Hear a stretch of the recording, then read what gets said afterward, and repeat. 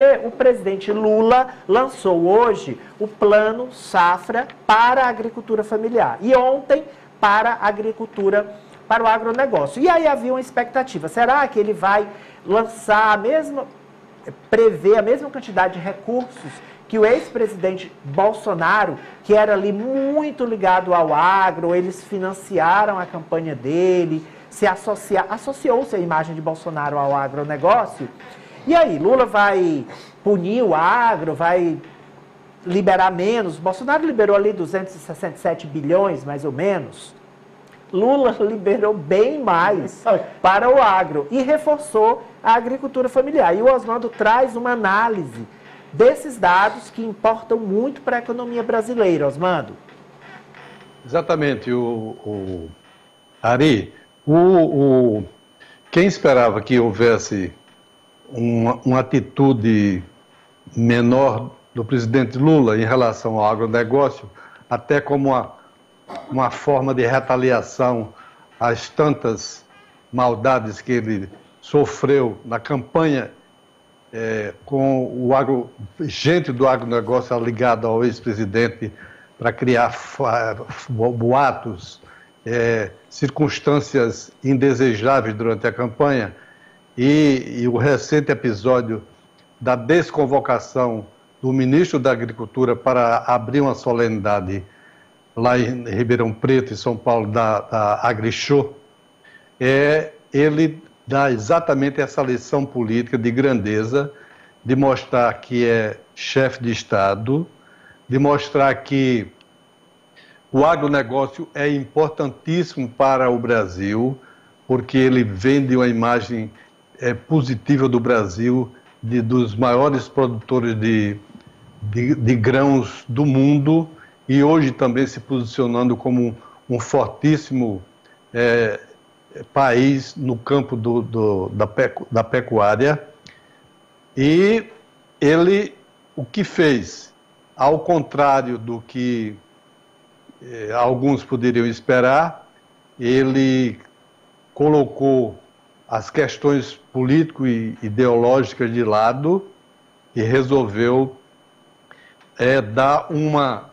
colocar à disposição do agronegócio recursos públicos para financiamento da agricultura e para investimentos, com financiamento através do BNDES, que são bancos oficiais brasileiros, BNDES e Banco do Brasil, da ordem de 380 bilhões de reais. E com detalhe, esta disponibilização de recursos, ela nos dois segmentos, ela é superior 26,8% do que foi disponibilizado na safra 2022-2023.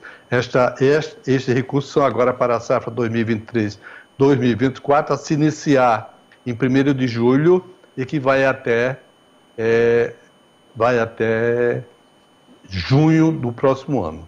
Então, o total de investimentos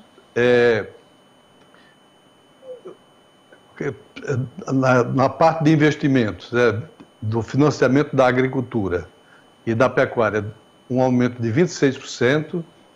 A parte de investimentos que é para aquisição de máquinas, equipamentos, modernização do setor, subiu de 71,89 bilhões para 92,10 bilhões, com um crescimento de 28%, e o total geral de recursos de 364 bilhões, bem superiores aos 287 da safra passada, representando 26,8%. No campo da agricultura familiar, ainda um detalhe: os juros que os operadores do agronegócio vão pagar são fixados em 10%, Banco do Brasil e BNDES, bem abaixo da taxa Selic de 13,75%, que o senhor Roberto Campos ainda insiste em manter. No tocante à agricultura familiar, o crescimento foi ainda maior, porque aí revela também o interesse especial de um olhar mais social que o presidente tem em relação ao PRONAF, e o crescimento é de 34% em relação à safra passada. Ele está disponibilizando para o setor 77,7 bilhões de reais que vão vão fazer impulsionar um segmento que produz alimentos mais baratos, alimentos politicamente corretos, sem agressão ao meio ambiente, sem uso de agrotóxico, com produtos chegando à mesa do brasileiro mais saudáveis e bem mais baratos do que praticados por outros segmentos da agropecuária nacional. Então, é uma lição que fica. Na hora de governar, o Brasil é muito superior às picuinhas, às paixões partidárias e às provocações que o governante sofre, que o político sofre ao longo da sua vida. Então é um exemplo que fica marcado neste momento tão importante para a economia brasileira, no momento em que o Brasil precisa avançar, se desenvolver e se firmar no mundo como uma grande potência. E, Franci, o ministro Wellington Dias, no lançamento de hoje, teve um protagonismo também, porque há uma priorização das pessoas que estão no cadastro único, no CAD único, ou seja, os mais vulneráveis. Isso, mais uma vez, Ari, a integração que o Wellington Dias tanto tem citado e lutado na gestão Lula. Ele tem integrado todos os programas ao CAD único e os cadastrados no CAD único são beneficiados, são priorizados nessas ações. Então, é aquela questão, aquele plus do Bolsa Família que ele já havia sinalizado numa série de ocasiões, quer viabilizar que essas famílias elas saiam dessa situação de vulnerabilidade social e através do Plano Safra, através do fomento da agricultura familiar, mais uma oportunidade para que essas famílias futuramente elas não dependam mais do Bolsa Família, não dependam mais dessa assistência, porque elas terão como produzir, terão como vender os alimentos que elas produzem. Então é toda uma cadeia que envolve não só um benefício, não só um programa de assistência, é um programa que realmente se desenvolve para modificar a vida dessas pessoas,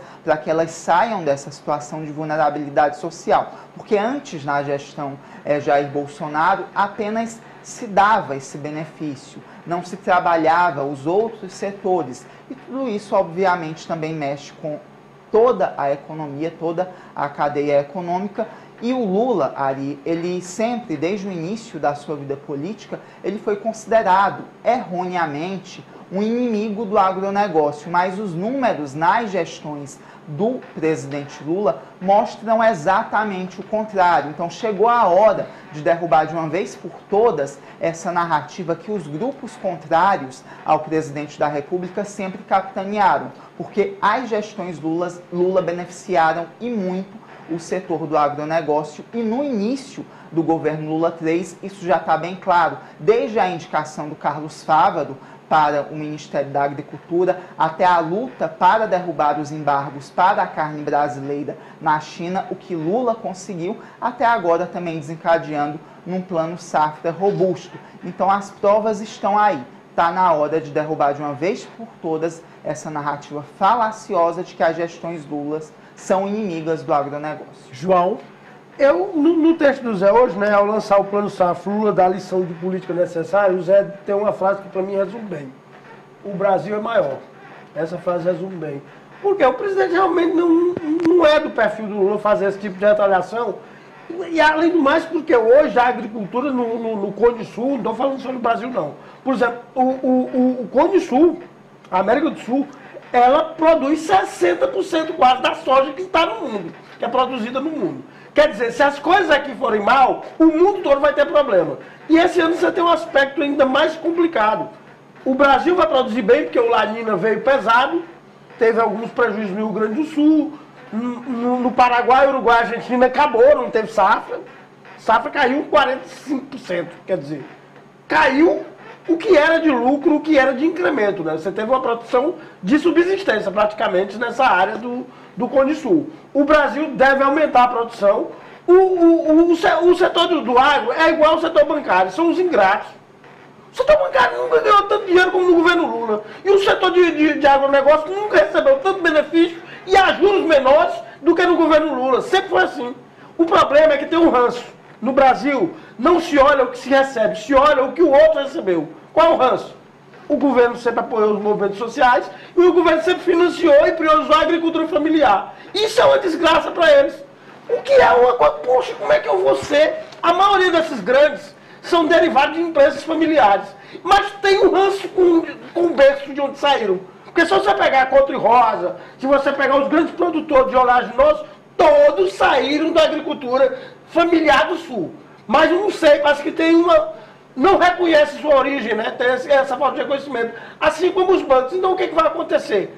As modificações não param por aí, não. Agora são as modificações quando ele falou da integração, é uma integração... O governo Bolsonaro, além de... Eu sou armamentista, tenho que assumir. Eu sempre fui a favor do porte de arma. Mas ele atirava para todos os lados. Ele não tinha um alvo. Ele nunca teve um alvo. Se você pegar lá, agora são as regras novas do Minha Casa Minha Vida. O Minha Casa Minha Família vai financiar o imóvel 100%. Qual é o brasileiro que não tem condição mal de comer que vai ter dinheiro para dar entrada no imóvel? Não tinha. Acabava que ele assumia a prestação da entrada e acabava ficando inadimplente. Ele vai financiar imóvel usado, tu está morando no imóvel, quer financiar, ele vai financiar. Então, pô, a gente tem que bater palma iniciativa. Tem uma crítica, se faz uma crítica. Agora, você ficar sendo contra por uma posição ideológica, isso aí é uma política de avestruz. E olha, Marta, eu percebi já um movimento diferente do agro quando o senador Marcelo Castro começou a visitar o pessoal da AproSoja no Cerrado Piauiense, substituindo um protagonismo que era de Ciro Nogueira na gestão de Bolsonaro. E aí eles divulgavam isso, o presidente da AproSoja, o presidente Alzir Neto, dizia, olha, o senador está aqui, a gente percebe uma consistência, uma vontade do governador Rafael Fonteles de investir em estradas. Quer dizer, havia ali já uma mudança de rumo. A divergência ideológica, ela é suplantada pela realidade, porque se o agro, ele tem a divergência ideológica, mas ele gosta mesmo de dinheiro, Marta. Isso, Ari, é o que interessa para eles, né? O que vai beneficiar eles. O que a gente vê é um movimento correto por parte do governo. Eu acredito que o presidente ele está sabendo equilibrar essas duas vertentes que, embora caminhem num sentido parecido, elas dão a ideia, de acordo com os discursos, a partir dos discursos, de que são divergentes, né, de que são antagônicas, mas que, na verdade, para mim, elas têm um rumo que é o mesmo. É tudo no mesmo sentido. Eu acredito que Lula está sabendo equilibrar essas duas vertentes. A gente, como vocês colocaram aqui, o setor do agro tinha, sim, uma resistência que eu acho que está sendo desenvolvida. Inclusive, na entrevista que o senador Marcelo Castro deu para a gente lá no Jogo do Poder, quando ele foi nessas últimas semanas, ele colocou que naquela reunião com os senadores, que os senadores tiveram com o presidente Lula, uma das pautas prioritárias foi justamente essa, a de estreitar as relações com o setor agro, que era, sim, um público que enfrentava uma certa resistência ao governo. E eu acredito que esse desafio está, sim, sendo sanado. Agora, sobre o plano safra, de extrema importância, a gente não pode diminuir, é um feito inédito no governo, porque, como a gente está acostumada a debater aqui no programa, a ver nos noticiários, políticas públicas nesse sentido no governo anterior foram totalmente sucateadas, sem falar na dificuldade que esses agricultores familiares tinham de ter o acesso, a facilidade àqueles programas sociais quando tinham. A burocracia que existe por trás disso era gigantesca. Eu acredito que com essa evolução, com esse investimento maior, com essa facilidade nas demandas, eu acredito que vai sim sanar, vai resolver e vai tirar um pouco desse gargalo que tem no país e das gestões que as gestões anteriores deixaram um retrocesso aí enorme quando se fala em agricultura familiar. Ju, a gente tem a cartela do Plano Safra, não tem? Vamos colocar aqui na tela para eu poder repassar aos nossos ouvintes também, que não estão vendo. Bem, 2022, 2023, 215,27 bilhões. 2023, 2024, 272,12 bilhões, mais 26%. Investimentos de 2022 para 2023, 71,89 bilhões. De 2023 para 2024, 92,10 bilhões, um aumento de 28%. E recursos globais, que foram os números que o Osmando trouxe aqui, 364 bilhões. Bolsonaro liberou 287, 26,8% a menos. Hoje, para a gente mudar de assunto, ao lançar o Plano Safra voltado para a agricultura familiar, o presidente disse que a militância ligada ao governo, que apoia o governo, é importante para que, abre aspas, ninguém se meta a dar golpe. Havia representantes lá do MST e ele falou, olha, é importante, quer dizer, foi mais ou menos, ninguém solta a mão de ninguém, ninguém solta a mão de ninguém, porque se o país mostrar que não aceita nenhum ataque à sua democracia, essa minoria golpista não vai ter vez. Ari, eu queria só fazer um registro aqui, a gente tem um instrumento também dentro do plano de safra, que não é propriamente do plano, mas é consequência, que é o seguro-safra. O seguro-safra, de certa forma, ele vinha sendo abandonado, principalmente para a agricultura familiar. Ou seja, existia, mas o governo não pagava. A população... o que aconteceu? Na última terça-feira saiu uma portaria no Diário Oficial da União, mostrando o pagamento de 16 mil beneficiários do seguro-safra em 7 estados. A maioria de estados que foram atingidos por calamidades secas, sazonais, falta de chuvas ou geadas, e foi pago esse valor, a primeira parcela que foi paga aí, foi de 14 milhões pago exclusivamente para a agricultura familiar. Porque essas pessoas não estão recebendo dinheiro para investir nem para a safra, não, elas estão recebendo dinheiro para sobreviver. Porque a safra houve uma perca acima de 50%, quer dizer, ela colheu apenas para pagar o que ela plantou, os custos, e ali para se alimentar. Então essas pessoas estão recebendo um benefício de 850 mil reais, ou 850 reais por mês, dependendo também do porte e da composição desse núcleo familiar, né? Ótimo registro. A gente já volta a falar de política, gestão.